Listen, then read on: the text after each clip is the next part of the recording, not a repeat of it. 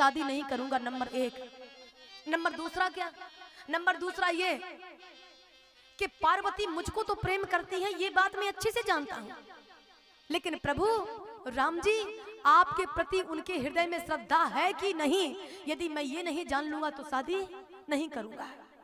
Number तीन, अगर वही भ्रम वाली बुद्धि सती पार्वती के अंदर है जो सती के रूप में थी राम की परीक्षा लेने की, तो मैं विवाह नहीं करूंगा। ये मेरा भी अटल वाक्य है। तो राम जी ने कहा, भोले बाबा इस बार माता फेल नहीं होगी, मेरी बेटी फेल नहीं होगी, आप परीक्षा लेने के लिए भेजिए। और सप्त ऋषियों को जिस समय मैया पार्वती के पास भेजा, 7 ऋषि हैं, सप्त ऋषि, और जब ये माता पार्वती के पास बैठे तो माता पार्वती का शरीर हिल नहीं रहा था। जब वो ओम नमः शिवाय जप रही थी ना, मूर्ति के पास बैठे, उनका शरीर ऐसे नहीं हो रहा था। और एक बात मैं बोलूं, कथा में जैसे आप बैठे हैं ना, इस तरह से आसन लगा के बैठना चाहिए, ये सत्य है। आसन लगा के बैठो, आप लोगों को पैरों में दर्द उठ जाता है ना, अभ्यास नहीं है, इसलिए हम लोग ऐसे बैठे रहें कितनी भी देर, हमको परिवर्तन नहीं पड़ता, कितनी भी देर बैठे रहे ऐसे, भगवान की कृपा है। लेकिन ये सत्य है कि भजन करते समय शरीर हिलना नहीं चाहिए। माला यदि कर रहे हैं आप, तो माला करते हुए शरीर नहीं हिलना चाहिए। ये माता पार्वती की कथा बता रही है। और वैसे तो आप भजन लगा लीजिए साउंड में, और रूम के गेट बंद करिए और खूब नाचिए, खूब नाचिए, खूब नाचिए, खूब थिरकिए। भगवान के सामने नाचने में जो आनंद है, संसार में तो बराबर नाच रहे हैं हम लोग। कभी पत्नी को पति नचा रहा है तो पति को पत्नी नचा रही है। मानस में लिखा है, सबही नचावत वो राम गुसाई, बंध्यो कीर मरकट की नाई। लेकिन देखना जरा, राम जी की माया तो हम सबको नचा रही है, लेकिन इन लोगों को एक माया और नचा रही है। इनको माने हमारी जाति को, ये जो हमारी जात बैठी है ना, इनको एक माया नचा रही है, और उस माया का नाम है राम की माया। और आपको 2 माया नचा रही है, नारी विवश नर ये सकल गुसाई, नाचत नर मर कट की नाई। धनिया खत्म हो गई और तेल भी खत्म हो गया, कौन लाएगा? नारी को केवल भगवान की माया नचा रही है, और पुरुष को भगवान की भी माया भी, माने ऊपर की भी थपेड़े और नीचे की भी थपेड़े। वो गाना नहीं है फिल्म का, जिए तो जिए कैसे। क्या करेंगे, क्या करेंगे। यहाँ धरती पे 2 माया नचा रही है। गोस्वामी बाबा कहते हैं, बहुत प्यारा बात है, भजन करते समय शरीर नहीं झूमना चाहिए, माला करते समय। और वैसे तो खूब बढ़िया, खूब नाचो, खूब नाचो। मेरा काम, मैं बहुत नाचती हूँ, सच में बहुत नाचती हूँ मैं अपने घर में मस्ती में। अब यहाँ कौन नाचे? जब आप लोग नाचते हैं ना, यहाँ मेरा मन बहुत थिरकता है, बहुत थिरकता है। और हम लोग जब कमरे में होते हैं ना अपने, हम 4-5 लोग बड़े मस्ती में जीते हैं। फिर कथावाचक बनकर के नहीं जीते कि हम कोई कथावाचक, डिग्री लेकर के नहीं। डिग्री लेकर जीने में आनंद नहीं है सरपंच भैया, डिग्री लेकर के जीने में आनंद नहीं है। आनंद अगर लेना है तो डिग्री को छोड़ो। आज भी नाचा है वो भैया, तो आदरणीय हमारे पप्पू भैया बाद में आए हैं। सुंदरकांड जब हो रहा था ना, पप्पू भैया आए हैं बाद में, और हम लोग कुंडी लगा करके तब नाच चुके थे। क्या आनंद आता है ठाकुर जी के सामने नाचने में, क्या आनंद आता है। इसके लिए नाचो, संसार में नाचने से बचो, लेकिन भगवान के सामने तो नाचो, खूब नाचो।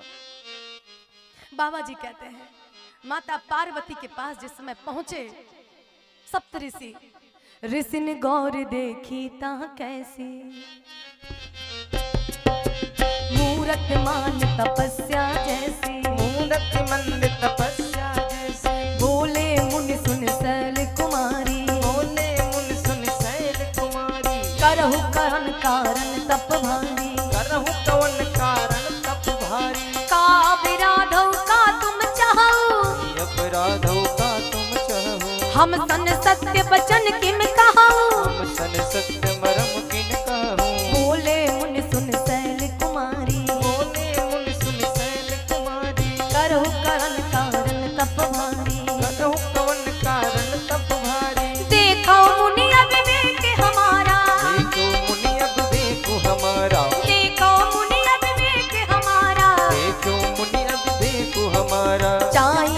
सदा शिवई भरतारा। जानिए सदा शिवई भरतारा। नारद बचन सत्य हम जाना, नारद बचन सत्य सोई जाना। बिन पंखन हम चाहें उड़ाना, बिन पंखन हम चाहें उड़ाना। बिन पंखन हम चाहें उड़ाना। बिन पंखन हम चाहें उड़ाना। जय सिया राम जय जय सिया राम, जय सिया राम जय जय सिया राम।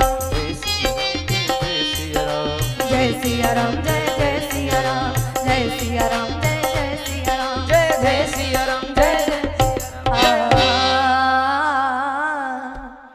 सप्तऋषियों ने परीक्षा करने के लिए माता पार्वती से पूछा, अरे राम राम राम, इतना कठिन व्रत? मुझे तो लगा किसी मूर्ति की स्थापना कर दी गई है, ये आप थी क्या? लेकिन जरा ये बताइए, आपने इतनी कठिन तपस्या किस लिए की है? तो माता पार्वती ने कहा, नारद जी ने कहा और मैं तपस्या करने लगे। सप्तऋषियों ने कहा, किसके लिए? बोले शंकर जी के लिए। आहा, ठेहाका मारकर महात्मा हंसे, ठेहाका मारकर। अच्छा, उस जोगी के लिए? परीक्षा हमारी कभी पूर्ण नहीं होती, जीवन में याद रखिएगा। भक्त की परीक्षा तो पल पल में होती है, और उस समय यदि वो परीक्षा से फेल हो गया तो फिर उसको जिताने वाला माई का लाल कोई नहीं है। इसके लिए साधक अपने इन इंद्रियों के दरवाजों को बंद करके, सारी सुख की चाह का त्याग करके, अगर भगवान को पाना चाहता है, फिर भी कभी कभी उस मार्ग में आते आते भटक जाता है, वहां तक आते आते भटक जाता है। गोस्वामी बाबा बड़ा प्यारा वाक्य देते हैं। माता पार्वती ने कहा, प्रभु एक बात बताइए, जिस पक्षी के पंख काट दिए जाए क्या वो उड़ सकता है? महात्माओं ने कहा, नहीं उड़ सकता। माता पार्वती ने कहा, मेरे तो काट दिए गए, मैं फिर भी उड़ रही हूं। अच्छा, एक बात और बताइए। सप्तऋषियों ने कहा, बताइए। तो बोले, महात्मा एक बात और बताएं, क्या पानी में, पानी खूब भरा है, तो क्या पानी के ऊपर दीवार खड़ी की जा सकती है? महात्माओं ने कहा, नहीं की जा सकती। बोले, मैं तो कर रही हूं। किसके कहने पर? बोले, नारद जी के कहने पर। तो सप्तऋषियों ने कहा, अच्छा अच्छा, उस ठगिया के कहने पर? एक नंबर का ठगी आदमी है वो। ऊपर से तो देखने में बड़ा अच्छा चिकना चूपड़ा लगता है, अंदर से वैसा ही काला है, अंदर से बिल्कुल काला। और देखना, मैं नहीं कह रही, मन कपटी तन सज्जन चीन्हा, मन उसका एकदम कपटी है, लेकिन देखने में लगता है कि टिनोपाल की है। ऊपर से टिनोपाल है और अंदर से बेकार आदमी है। मन कपटी तन सज्जन चीन्हा, आप सरिस सबहि चाहे कीन्हा। अपने जैसा कपटी वो सबको बनाना चाहता है। अच्छा, एक बात कहूं, गुरु की निंदा, अपने पति की निंदा, कल बताया था ना, बताया था, गुरु की, पति की, अपने इष्ट की अगर निंदा, और अपने मित्र की, जिससे दोस्ती किए हैं, फ्रेंडशिप किए हैं, अगर ये निंदा कहीं हो रही है ना, या तो शक्ति हो तो उससे लड़ जाओ, तुरंत फल मिलेगा। शास्त्र हमारा कहता है, शक्ति हो तो सामने वाले से लड़ पड़ो। तेरी इतनी बड़ी ताकत कि तू मेरे गुरु की, माता पिता की, मेरे स्वामी की, मेरे इष्ट की तुम निंदा करेगा, मैं सुनूंगा, लड़ जाओ उससे, ताकत हो तो। और अगर ताकत नहीं है तो कान बंद करो और वहां से निकल लो, लेकिन निंदा मत सुनो। निंदा सुनना करने वाले से ज्यादा पापमय है। जिसके ऊपर हमारी आस्था है और उसी की तुम निंदा कर रहे हो, तो वहां से उठ जाओ, उठ जाओ, ये हमारा शास्त्र कहता है। और बाबा जी कहते हैं, माता पार्वती ने उसी समय कहा, प्रभु नारद जी के वचनों का त्याग क्यों करना चाहिए मुझे? इसलिए कि नारद जी जिसके जिसके भी घर में गए हैं ना, तो घर को फूंक करके आए हैं, तबाह करके आए हैं। तुम्हारा भी घर फूंकना चाहते हैं। दक्ष के 10,000 बेटों को सन्यासी बना दिया, एक भी बहू नहीं आ पाई उनकी। सबके कान में ओम नमो भगवते वासुदेवाय, ओम नमो भगवते वासुदेवाय का मंत्र डाला और सबके सब सन्यासी, एक भी बहू नहीं आई। दक्ष सुतन उपदेशन जाही, तिन पुन भवन न देखा आई। चित्रकेतु कर घर उन घाला, कनप कसिप कर पुन असहाला। नारद सिख जे सुनाए नर नारी, अवस होए तज भवन भिकारी। तो जो भिकारी होने से बचना चाहे वो नारद की वचन को ना माने। तो एक देखना कितना प्यारा वाक्य है। माता पार्वती ने कहा, तो मुझे किसकी बात माननी चाहिए? सप्तऋषियों ने कहा, मेरी बात मानो। तो आप क्या बताएंगे? बोले, शंकर जी का ध्यान त्याग दो। अरे कहां तुम्हारे जैसी सुकुमार बिटिया, स्वरूपवान बिटिया, और कहां वो शमशान में रहने वाला मरकट, मरकटों की मुंडमाला को अपने गले में धारण करने वाला, भस्म को रमाने वाला, और तुम सोने के महल में रहने वाली सुकुमारी हो, और उनके साथ में रह करके आप सुख पाएंगे क्या? और एक सीक्रेट बात बताएं, राज की बात। कौन से? बोले शंकर जी का एक विवाह हो चुका था। अच्छा, तो वो पत्नी कहाँ है? अरे कहाँ है? शंकर जी ने उनको मरवा डाला। स्पष्ट लिखा है, स्पष्ट। पंच कहे शिव सती बिहाई, पंचों के कहने पर शादी हुई थी, शादी तो हो ही नहीं रही थी उनकी, ऐसे ही रह जाते। पंच कहे शिव सती बिहाई, लेकिन पुन अवडेर मरायन ताही, उनके साथ में वो सुखी नहीं रही और आत्महत्या कर ली, सुसाइड। तो पार्वती मैया ने कहा अब कहाँ रहते हैं वो, कहाँ रहते हैं? अब सुख सो